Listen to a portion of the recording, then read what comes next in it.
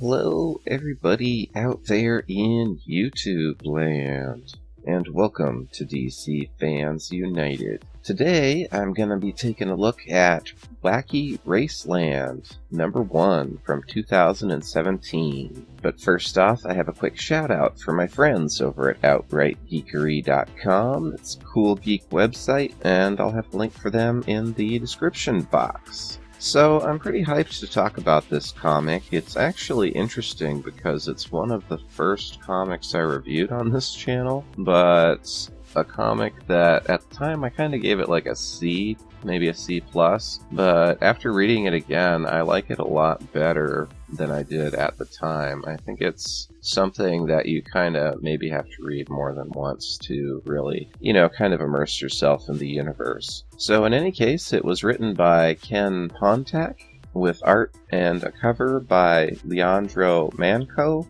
and it has a whole bunch of variant covers. So there are variant covers by Tommy Lee Edwards, Leandro Manco again, Dave Johnson, Joe Fredo, and I'll be showing these variant covers near the end of the video. So DC Comics and Hanna-Barbera have been doing these reimaginings of classic Hanna-Barbera shows. So Wacky Raceland is a new version of the classic show Wacky Races. There are also comic book runs based on Johnny Quest, Scooby-Doo, and the Flintstones, among others. So if you haven't checked out the Flintstones yet, I did a review on the first issue not too long ago. So starting off with the first page, this is one of the things where I'm talking about it's kind of hard to grasp at first. You see a bar and then outside is a parking lot, and the first time through I thought they were characters talking, but there aren't really any people. What's going on is it's the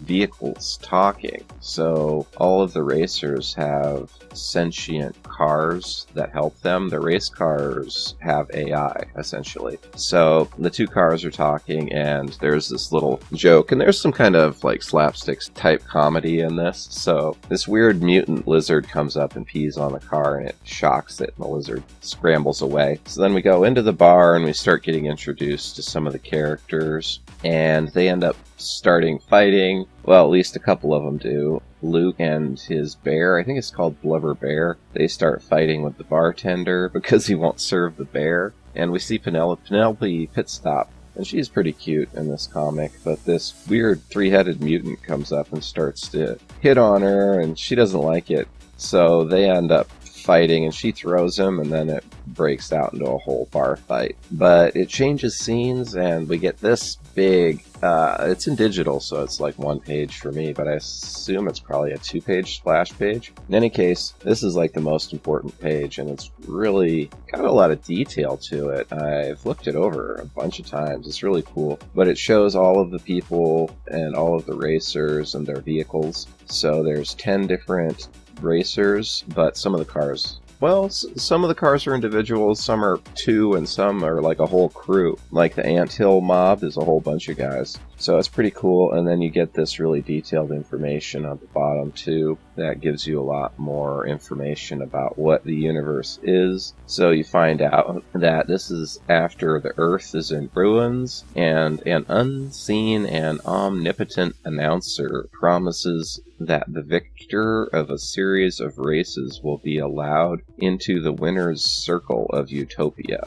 So basically they're forced to be in this death race, and whoever wins enough of the races will get to move on to somewhere better than the wasteland they live in. Then we actually see Penelope Pitstop is being talked to by the sentient announcer, and it's talking about her car and stuff. So it kind of, the way this first issue is set up, it seems like she's probably going to be the main character. So one thing that Dastardly and Muttley always did in the cartoon too was set traps and stuff to try and win the race by cheating. This comic's no different, so they do that here, and they sabotage the bridge that they all have to drive across. And you see here Penelope's car goes through a hole in the bridge. I thought the penciling here looked really cool. The colorist on this comic did a good job too. So they have these monsters out there that are called Sandipedes, So there are these, yeah, horrible looking monsters. So she falls through the bridge and now has to deal with one of those. Then it cuts back to the bar. There's a bar scene where they're fighting.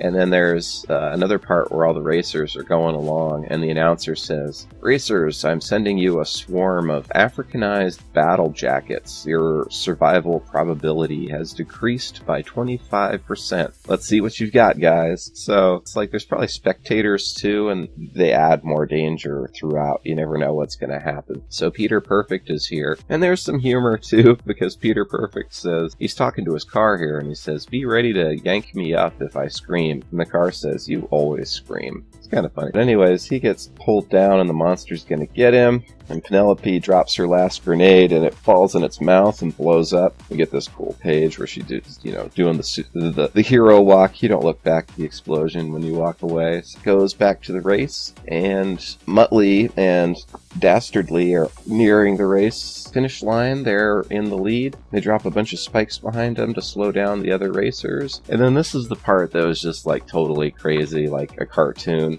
Didn't really make any sense. So Penelope comes smashing through, and she's got the Sandipede under her control somehow, and even her car is on its back. So it's totally preposterous, but she ends up winning the race that way. And yeah, that's pretty much the end of that part. And then there's a little bit at the end, which I was actually kind of hoping they would do something like this to explain more about the backstory of the characters and the world they're in. So it's this pretty brutal little story about Lazy Luke and Blubber Bear, who are some of the racers. And yeah, it's just backstory on them. It goes for a couple pages. So here's a couple of variant covers.